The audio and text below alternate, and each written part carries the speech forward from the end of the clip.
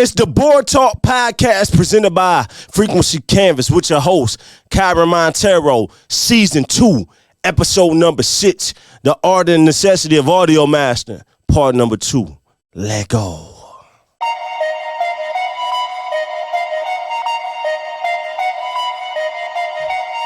Feel good to be in 2024, you did. Yeah, schools, yeah. Yeah. Yeah, yeah.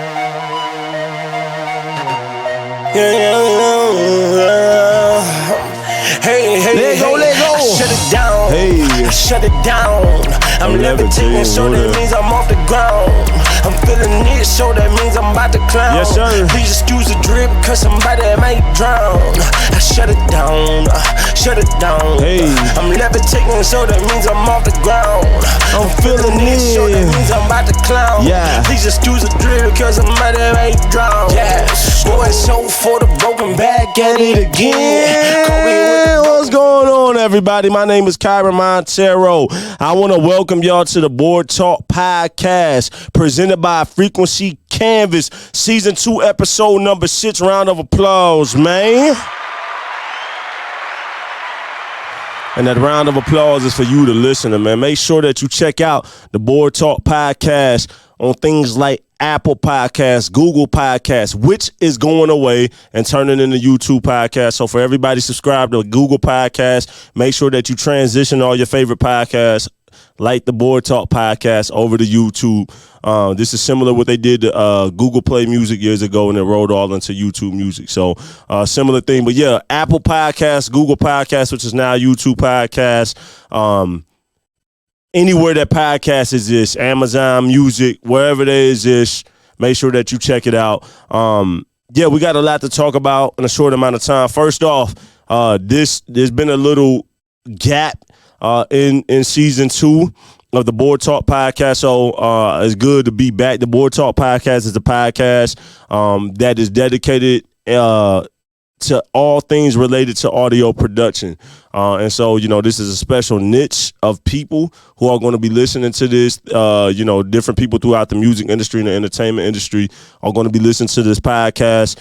Not just audio engineers, not just music producers, but also recording artists, musicians, podcasters, and fellow content creators. There's a lot of good information on here to think about. So one thing I want to get started first is, since this is 2024, this is February 1st. So I want to say to those who haven't heard us say it yet, Happy New Year, man. A round of applause for that, man. It feels good to be here in the new year, most definitely. So yeah, Happy New Year to everybody. Also, it is February 1st. And if you are in the United States of America, you know what that means. It is Black History Month. So round of applause, man. Happy Black History Month. And, for all of the ancestors and people who have put in work, for me as an African-American man to be standing here in front of you today, well, I should say sitting here in front of you today, rather it's on camera or you listening to this podcast on all the platforms, I want to say I'm grateful for all of the work put in and all of the shoulders that we stand on today. It would not be possible without the work of people put in. So yeah, round of applause, man. Thank you.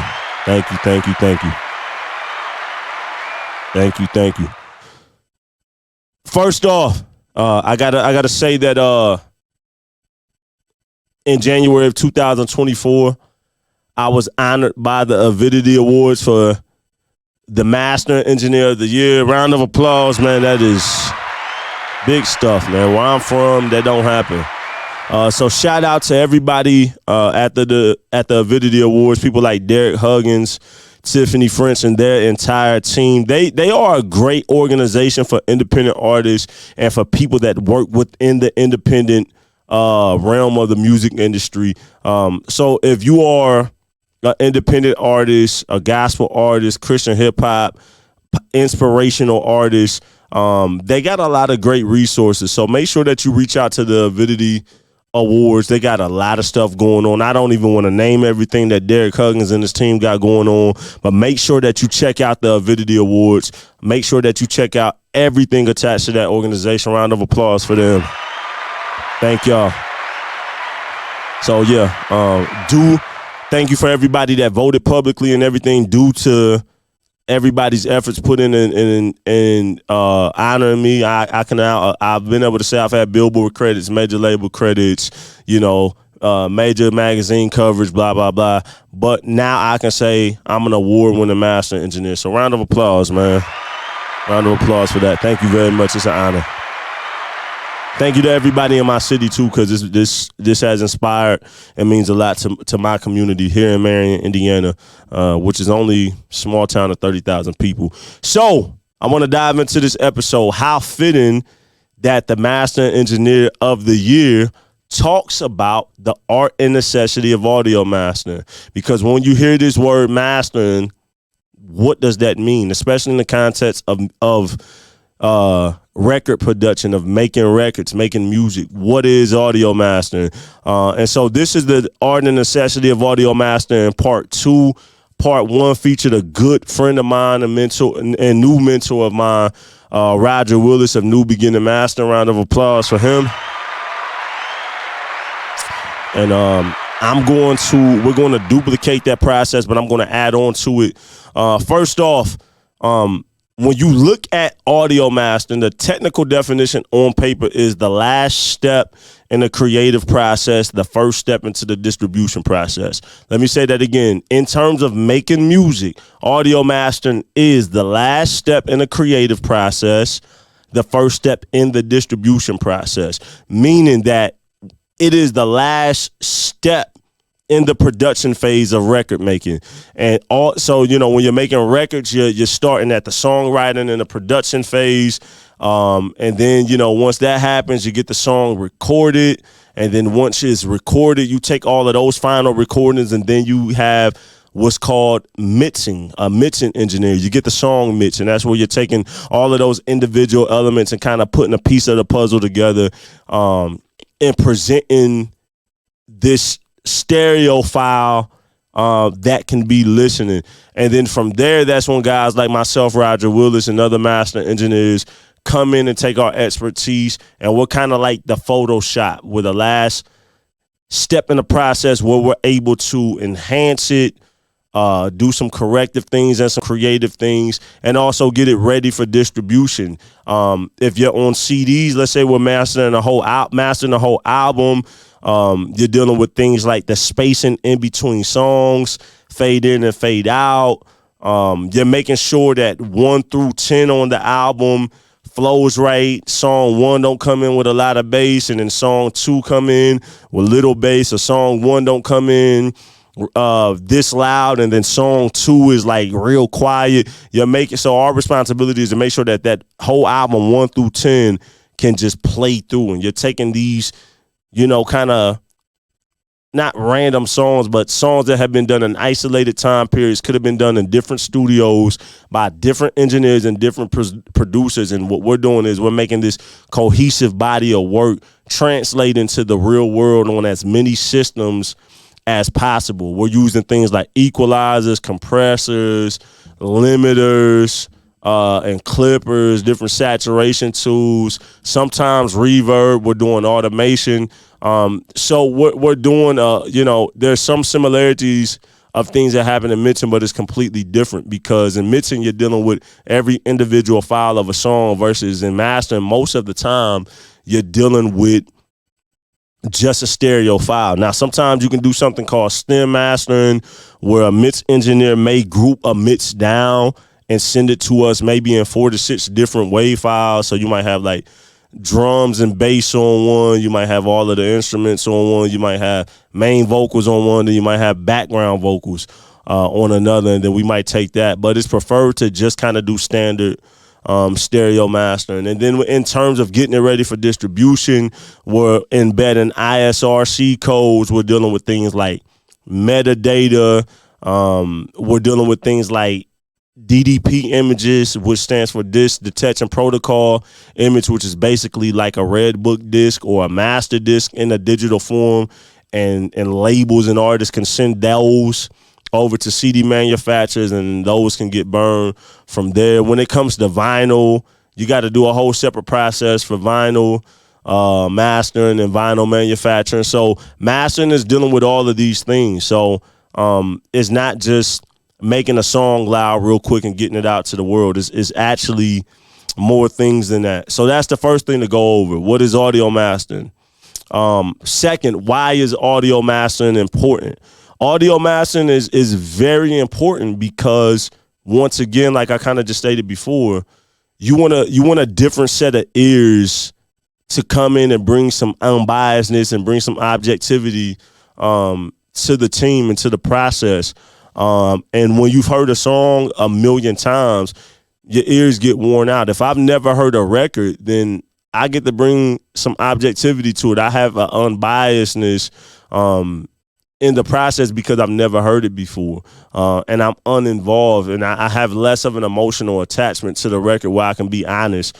Also, it's a totally different skill set than Mitching. It's totally different techniques. It's totally different things that are proven over time. And if I have put a lot of time to specialize in mastering, I guarantee you there's some tricks up my sleeve, and there's some knowledge that I have because I've really dedicated a lot of hours and work to this specific area.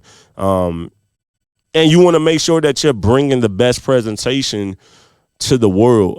And it's very important that these records sound as great as they can and they feel as great as they can. And a big part of that is going to be having somebody that specializes in audio mastering. And so I would say that audio mastering is important because you want to have that polished, complete sound, and you want to have somebody who specializes in that. And most of the time, too, a lot of times, mastering engineers and mastering houses and mastering studios, whatever you want to say, have equipment that's typically going to be better than yours.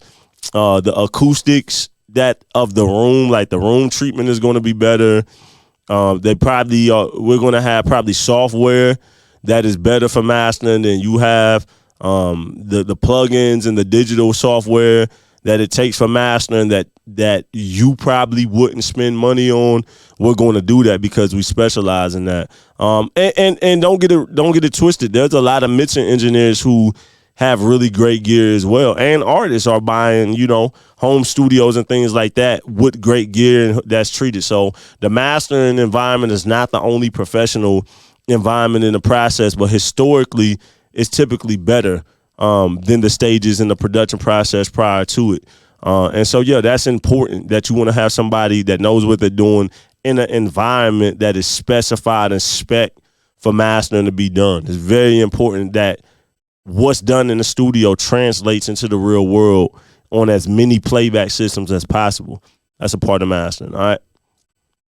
Number 3, what qualifications should a professional audio engineer have? A professional audio mastering engineer have? Man, this is actually something that people ask, and it's kind of hard to answer this question because everybody has their own opinion. First off, I think the fundamentals of audio engineering is a must.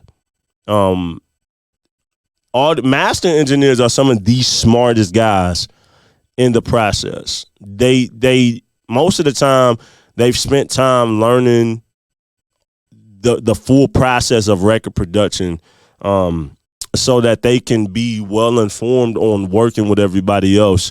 Because typically, as master engineers, a lot of times we're asked to do sometimes unrealistic things, and we're asked a lot of questions, and so you have to be very knowledgeable of things. So first off, you want to make sure that you know the fundamentals of audio engineering and audio production holistically. Not just in mastering, but mixing, recording, production. You want to be well-rounded because they're going to have questions thrown at you, and you need to be able to take those on and answer that. I also would say outside of that, you need to be able to have an understanding of creativity. Just because this is mastering doesn't mean that you can't be creative. So yeah, you need to know all of the fundamentals and then take that and learn how to be creative with that and bring your own philosophy to the table, bring your own sound to the table while serving the vision of what the client is wanting you to do. I think another qualification is know music as much as possible. Don't just pigeonhole yourself or limit yourself to a specific genre. Learn music. I come from the hip hop genre, but hip hop and rap is not the only thing that I can do. I can handle anything from jazz records to rock and roll to country to pop to gospel. Pretty much anything that you could hear on radio, I'm going to be able to handle, and other things, because I understand the fundamentals of audio engineering. I'm creative, but I understand music. I'm also a real musician, and that's very important if you want to be able to have different things. Also, be ready to invest, whether it's analog equipment, hardware equipment, or digital equipment. You need to learn the tools that you're using. So not just the fundamentals of audio engineering, but you need to know your tools like the back of your hand, and spend a lot of time on making sure that you know what you're doing. And if you can, find somebody like myself who can take you under the wing and teach you. If you need to go to school, go to school. But the education is important. So if you're going to call yourself a professional master engineer, you need to make sure that you know what you're talking about. So those are some qualifications. I can say a lot more, but I would say that those are some basic qualifications. And professionalism. Also, learning how to be professional and learning how to run a business. Very important. This is a business. Yeah, it's art, it's fun, but it's a business at the end of the day. You are running a business and building a company up. So you need to learn business. That's very important. That is so overlooked. Everybody talks about just learning stuff in the studio and all, learning how to. No, you need to learn how to run a business holistically. Very important. Question number 4. When is a mix ready to be mastered? I think a mix is, first off, I think even before mixing, you need to have a great record. If you don't have a great record, what's the point of even getting it mixed? First off. So I think it's ready to, I think it starts with a great song, great songwriting, great arrangement, great production, a great performance by the artist, and then that gets recorded in a great mix. A great mix needs to embody all of that, plus a mix needs to, the mixing engineer needs to accomplish what the client is wanting them to do, and that mix needs to have dynamics, it needs to have movement, it needs to sound great, it needs to feel great. And when everybody in the process can agree that it's a great record, that it's a great sounding record, that it's a great feeling record, and it's been taken as far as it can be taken, then it's ready to get mastered. But until those things are accomplished, songs aren't ready to be mastered and be delivered and distributed to the world, because you haven't done all you can do to make it a timeless record. It needs to be a timeless record. It needs to be able to be around. Question number 5. Where is the future of audio mastering going with the rise of artificial intelligence? So AI is here. AI, aka artificial intelligence. AI is here. And where I think that is going, I think that audio mastering and artificial intelligence, first off, is here. There's been things like Lander. Lander has been around for years now. And it's transformed into things besides mastering, AI mastering, smart mastering, whatever you want to call. But it's been around. What Isotope? Isotope is a plug-in company. They make something called Ozone, which is kind of a standard mastering software that is internationally used. So what Isotope has done with things like Ozone is going to enable a lot of producers and mix engineers and artists to try to attempt mastering. And so, it's like the old saying, adapt or die. And so for guys like myself who specialize in mastering, I think there's always going to be a place and jobs for us, because I just don't think a computer algorithm is ever going to be able to beat somebody like me. I don't say that arrogantly, but is a computer can't do what a human can do. It's too many variables, too many things to factor in where I'm going to always be able to beat AI mastering. But I do think that for people who can't afford somebody like myself, who can't afford somebody like a Roger Willis of New Beginner Mastering, Dan Scheich of Tone and Volume Mastering, a Kylen Leonard of Sing Mastering, Dave Kutch at the Mastering Palace. You know, all of these wonderful master engineers that's out here. I'm just saying a few of a whole bunch of options. Kyren Monteiro of Frequency Canvas, by the way. That's the company that I own and work for. Anyways, I think that for people who can't afford, to pay $150 per master, $250, $350 per master, whatever the rate may be, the AI options are good. But you need to make sure that you really have a good mix that you're delivering to those. And I think that you can get away with some stuff on a smaller scale. There is a difference definitely when you compare industry stuff to things like that. But all of this stuff has a place. It's just like in the restaurant market, McDonald's has a place. Cheesecake Factory has a place. Applebee's has a place. Ruth Chris has a place. Longhorn Steakhouse, Texas Roadhouse, Outback Steakhouse, they all have a place.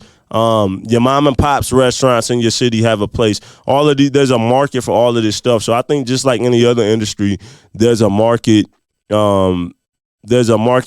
and a marketplace for every level of business and different kind of scenarios. I think it just depends on what the client needs, what the client can afford.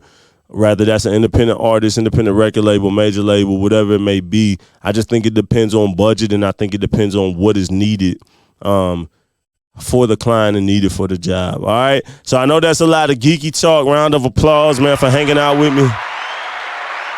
Once again, make sure that you check the podcast out on places like Apple Podcasts, Amazon Music, YouTube, which is now turning in Google Podcasts, which is now the podcast on YouTube for podcasts, whatever it's called. But it is on the YouTube platform. Be sure to share us on social media. If you need your podcast, if you want to do a podcast and you need to produce, visit us at frequencycanvas.com. Reach out. If you are an independent record label or major record label or independent artist, a major recording artist that needs audio mixing and mastering services, make sure that you reach out. If you need music production services, reach out. We do have a team and network of music producers who are great. So make sure that you reach out to us, man. I want to say once again, thank you to the Avidity Awards for presenting me as the Master Engineer of the Year award. Thank you to everybody that voted. I want to take this time because I probably won't talk about it much more on this podcast. Maybe I can get Derek Huggins, the CEO of the Avidity Awards, on here one episode. Maybe I should reach out to him. Definitely going to tell him about this episode. But today is February 1st. Happy Black History Month. Happy New Year, because this is the first episode of the year on the Board Talk podcast. Remember that this is the art and necessity of audio mastering part 2, the Board Talk podcast, season number 2, episode number 6.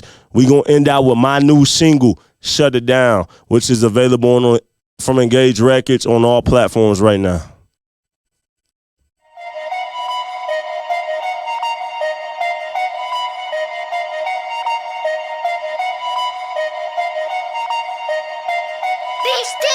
Yeah, schools, yeah.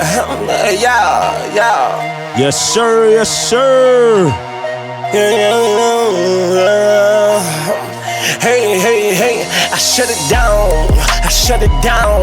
I'm levitating, so that means I'm off the ground. So that means I'm about to clown. Yes, sir. Please excuse the drip, cause somebody might drown. Tell them boys Shut it down. Hey. Shut it down. Yeah. I'm levitating, so that means I'm off the ground. I'm feeling it. So that means I'm about to clown. Please excuse the drip, cause somebody might drown. Yeah. Boy, so for the broken back at it again. Yep. Kobe with the broken finger, we bout to win. And the devil throw him low. Knocking all on my chin. Hey, but the spirit dwelling in me, I look at him and grin.